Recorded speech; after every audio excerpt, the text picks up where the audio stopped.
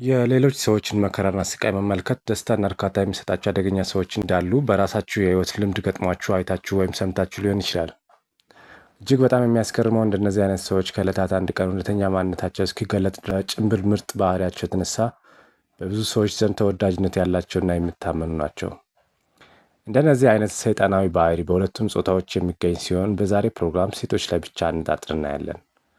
ወንድ ልጅን በምስጢር የመበቀል ሱስ ያለባቸው ሴቶች እንዳሉ የአደባባይ እውነት ቢሆንም እንደነዚህ አይነት ሴቶች ተለይተው ስለሚታወቁበት ባህሪና የበቀል በትራቸውን በምን አይነት ስውር የረቀቀ ዘዴ እንደሚያሳርፉ በጥልቀት እንመለከታለን። እጅግ በጣም የሚያስገርመው ነገር በቀላቸው እኛ በተለምዶ ከምናውቀው የበቀል ትርጓሜ የሚለይ መሆኑ ነው። የሆነ ሰው ጉዳት ስላደረሰባቸው አይደለም የሚበቀሉት። እነሱ በጥብቅ የሚፈልጉት ነገር በሌላ ሰው እጅ ውስጥ ካለ የራሳቸውን ንብረት ነጥቆባቸው የግሉ ያደረገ ስለሚመስላቸው ምስጢራዊ ጥቃታቸው በበቀል ስሜት የታጀበ መሆኑ አስደናቂ እውነታ ነው። ይህን ያላልኩም የስነ ልቦና ሳይንስ በጥናት ያረጋገጠው ገራሚ እውነታ ነው። ዛሬ ፈገግታ በሚጭሩ አስደናቂና ለማመን የሚከብዱ የሰዎችን ባህሪያቶችን በሰፊው እናያለን። ሰላም፣ እንዴት ናችሁ? ውድ የዮናዳ ቪዲዮ ዩቲዩብ ቻናል አድማጮች፣ በዚህ ቻናል የማቀርብላችሁ ስለ ተቃራኒ ጾታ ሳይኮሎጂ እና ስለ ሰው ልጅ ውስብስብ ባህሪና ምስጢራዊ እውነቶችን በተመለከተ የማቀርብላችሁ ተከታታይ ፕሮግራሞች በየጊዜው ወደ እናንተ እንዲደርሳችሁ ቻናሉን ሰብስክራይብ፣ ላይክ እና ሼር በማድረግ እና የደወል ምልክቱን በመጫን ቤተሰብ ይሁኑ። ባለ አራት የጨለማው ስብዕና ተብሎ ስለሚጠሩ ማንነቶች ምን ያህል ታውቃላችሁ?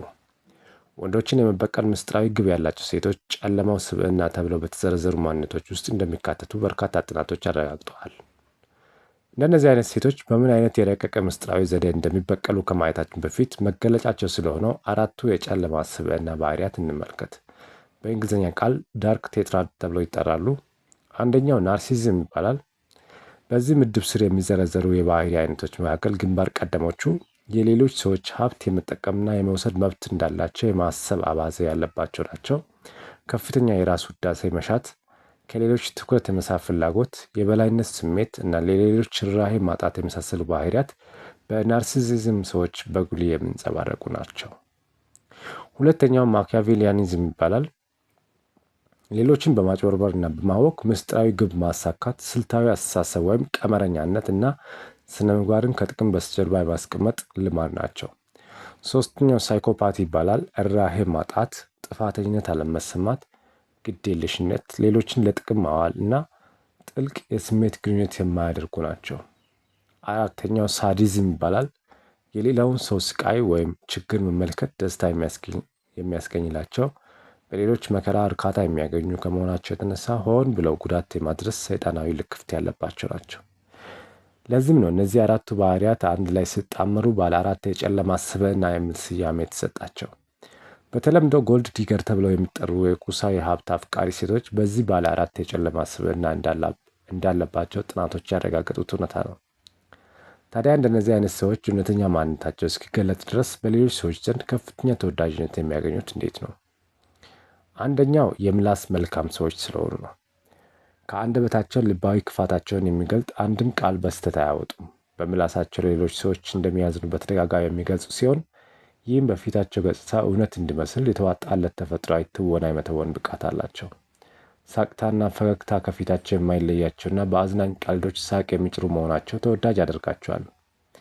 ሁሌም ከአንደበታቸው የሚወጣው ስለ ሀብትና ስለ ቅንጦት ሕይወት ነው። ነገር ግን የሚመኙትን የቅንጦት ሕይወትን ለመኖር በራሳቸው የሚያደርጉት ጥረት የለም። ያንን ሕይወት ከወንዶች የማግኘት እቅድ ብቻ ነው ያላቸው። ሁለተኛው ሁሌም ንጹህና ውብ ናቸው። ለመልካቸውና አለባበሳቸው አብዝተው የሚጨነቁ ስለሆኑ ተውበውና አምረው በመቅረብ በሌሎች ዘንድ ሳቢ ይሆናሉ። እነዚህ ከላይ የተጠቀሱ ምርጥ ባህሪያት የብዙ ምርጥ ስብዕና ያላቸው ሰዎች የሚያሳዩት ቢሆንም የክፉዎችን ለየት የሚያደርገው ለሽፋን እንደ ጭንብል መጠቀማቸው ነው። ለዚህም ነው ከምርጥ ስብዕና ካላቸው ጋር ስለሚመሳሰሉ ለመለየት ፈታኝ የሚሆነው። ነገር ግን በዚህ ቪዲዮ እስከ መጨረሻው ስትከታተሉ የተጠቀሱ ባህሪያትን በሙሉ የሚያሟሉ ሆነው ሲገኙ እንደነዚህ አይነት አደገኛና ክፉ ሰዎችን ወዲያውኑ በመለየትና ጭንብላቸውን በመግለጥ ጭራቅ መልካቸውን ማየት ትችላላችሁ እንጂ በተናጠል አንዷን ምልክት ብቻ በማየት እከሌ እንዲህ ነው ብሎ መፍረድ የተሳሳተ ውሳኔ እንድንወስን ስለሚያደርገን መጠንቀቅ አለብን። ሶስተኛው ተለይተው የሚታወቁበት ባህሪ የስብዕና አድናቂ አይደሉም። አንድን ሰው ለመቅረብ ወይም ጓደኛቸው ለማድረግ የግለሰቡ ስብዕና ወይም ማንነት ምንም ይሁን ምን ጉዳያቸው አይደለም። እከሌ ጥሩ ስለሆነ መቅረብ አለብኝ፣ እንትና ደግሞ ክፉ ስለሆነ መሸሽ አለብኝ በሚል የሚከተሉት የስብዕና መለኪያ መሪ የላቸውም። ከገንዘብ ሀብትና ንብረት በቀር የሚያደንቁት አንዳች ነገር የላቸውም። ስለሆነም ትልቁ ጥያቄያቸው ምን አለው የሚል ነው። በእርግጥ በአሁኑ ዘመን ብዙ ሴቶች ሀብታም ወንድ እንደሚፈልጉ ግልጽ ቢሆንም እነዚህን ሴቶች ከነኛ የሚለያቸው ሀብታም ስለሆነ እሱን አግብተው በሰላም ትዳር መስርተው ለመኖር አይደለም። ዋነኛ ግባቸው የቻሉትን ያህል ሀብት ዘርፈው ዝር ማለት ነው። ይህን ሲያስቡ ያ የተዘረፈው ግለሰብ በኋላ ላይ ጉዳት ያደርስብኛል የሚል ቅንጣት ታክል ስጋት የላቸውም። ስለዚህ ባለሀብቱ ክፉ ሰው ሆነ መልካም ሰው ሆነ ሀብት ይኑሮ እንጂ የስብዕናው ጉዳይ አያሳስባቸውም። ይበቀለኛል ብለውም አይሰጉም። ይህ በጣም አስገራሚ ባህሪያቸው ነው። ቢያንስ ጉዳት ያደርሰኛል ወይም ይበቀለኛል የሚል ፍርሃት እንዴት አይሰማቸውም ለሚለው ጥያቄ በሳይንስ የተረጋገጠ እውነታ ልንገራችሁ። ፍርሃትንና ስጋትን የሚቆጣጠረው የአእምሯችን ክፍል አምጊዳላ ይባላል። እንደነዚህ አይነት ጥቃት ያደረሱበት ግለሰብ ይበቀለኛል የሚል ስጋት የሌለባቸው ሰዎች በአእምሯቸው ፍርሃትንና ስጋትን የሚቆጣጠረው አምጊዳላ የሚባለው የአእምሯቸው ክፍል ከመደበኛ ጤነኛ ሰው ከ18 እስከ 20% ያህል ትንሽ ነው። ስለዚህ ፍርሃትን፣ ሐዘንና ርኅራኄን የማዳበር አቅማቸው ዝቅተኛ ነው። ይህ በጣም አስደናቂ ባዮሎጂካል እውነታ ነው። ከዚህ ጋር በተያያዘ ሌላው አስገራሚ ምክንያት ደግሞ ወንጀለኛው ጂን በሚል ቅጽል ስም የሚታወቀው የማኦ ጂን እንቅስቃሴያቸው ከፍተኛ ስለሚሆንባቸው ነው። ይህ የጂን አይነት ከሌላው ሰው በተለየ እነሱ ላይ ከፍተኛ ተጽዕኖ ስለሚያሳድርባቸው በአደገኛ ሁኔታዎች ውስጥ በድፍረት የመግባት እንጂ የሚገቡበት ነገር በእነሱ ስለሚያስከትለው ከባድ አደጋ የማመዛዘን አቅማቸው ያነሰ ነው። እነዚህ ባዮሎጂካል ምክንያቶች ከሕግ ተጠያቂነት ነፃ ሊያደርጋቸው አይችልም። ይህ ሳይንሳዊ እውነታ በሁለቱም ጾታዎች ላይ የሚሰራ ስለሆነ በሴቶች ላይ ብቻ የሚታይ አይደለም። ሴቶች ላይ ያተኮርኩት የዛሬው ርዕሰ ጉዳይ በሴቶች ላይ ስለሚያተኩር እንጂ በቀጣይ ፕሮግራሞች ስለ ወንዶችን በሰፊው የማቀርብላችሁናል። ሁለተኛው ተለይተው የሚታወቁበት ባህሪ ለእነሱ ጥቅም የማያገኙበት ቁም ነገር ያለው ኃላፊነት ስትሰጧቸው እንደሚፈጽሙት እርግጠኛ ሆነው እሺ ይሏችኋል እንጂ በፍጹም አያደርጉትም። እያንዳንዱ እንቅስቃሴያቸው በጥቅም ስሌት የሚመራ ህይወትን ስለሚከተሉ ለጓደኝነት ብለው ቅንጣት ያህል ዋጋ አይከፍሏችሁም።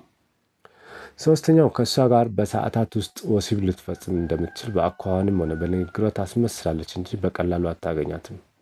እሷ የግብረ ስጋ ግንኙነት የምታደርገው በምስጢራዊ ጥቃቷ ወጥመድ ውስጥ መግባትን እርግጠኛ ከሆነች በኋላ ነው የምታደርገው። ታዲያ በወሲብ ጊዜ ተፈጥሯዊ ስሜት ስለሌላት በስሜት ውስጥ እንደሆነች ለማስመሰል የምታደርጋቸው ጥረቶቿ እጅግ በጣም የተጋነኑ ናቸው። ምናልባት እንደ ፖርን ስታር ሴቶች አክት ልታደርግ ትችላለች። ዓላማዋ በገላዋ ላይ ሳትቆይ ቶሎ ጨርሰ ካንተ ለመቀላቀል ነው። ሌላው በሽታን ስለማይፈሩ በጾታ ግንኙነት ለሚተላለፉ በሽታዎች የሚያደርጉት ጥንቃቄ የላቸውም።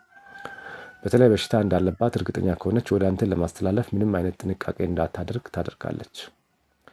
አራተኛው የሚታወቁበት አስደናቂ ባህሪያቸው በቀለበታቸው ስር ለማስገባት ያሰቡት ሰው ንቁና መካሪ ጓደኛ ካለው ከዚያ ጓደኛው የማጣላት የረቀቀ ድራማዊ ሴራ ይሰራሉ።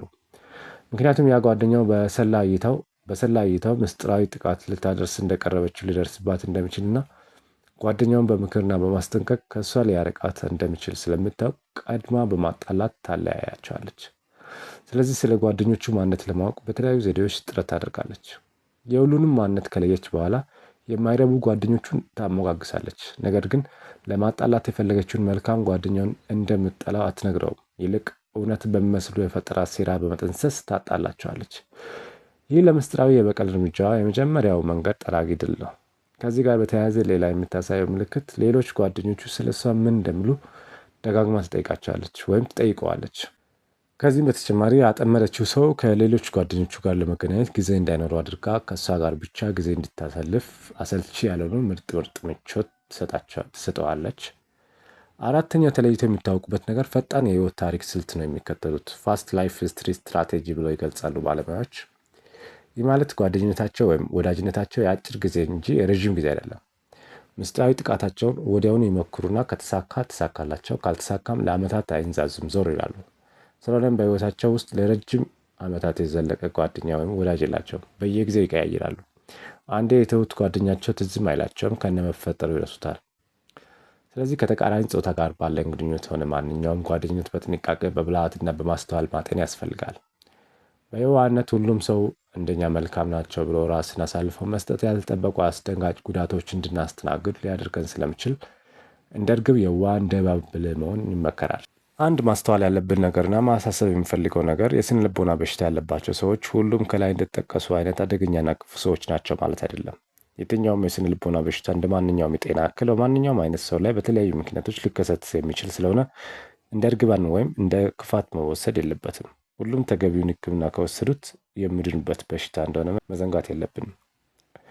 በቀጣዩ ጊዜ ከዛሬ ርዕሰ ጉዳይ ጋር የተያያዘ ፕሮግራም ይዤላችሁ እስክመለስ በቸር ቆዩልኝ። ዮናዳብ ነኝ። ሰብስክራይብ፣ ላይክ፣ ኮመንት፣ ሼር በማድረግ መልእክቱን ለብዙዎች እንደምታደርሱ ተስፋ አድርጋለሁ። ቻው።